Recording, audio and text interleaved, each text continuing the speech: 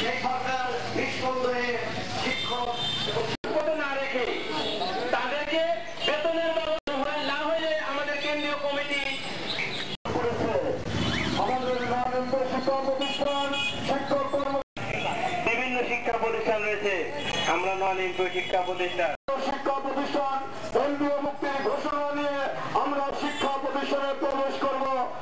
ঐক্যবদ্ধ হতে হবে এবং সকল আন্দোলন সংগ্রামে সারা দেশে একযোগে মানববন্ধন কর্মসূচি পালিত হচ্ছে।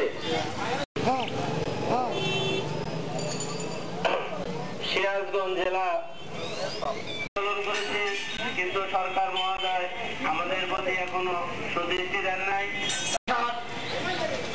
সেই জাতীয় প্রেস ক্লাবের সামনে যখন শিক্ষকরা অনশন ছিলেন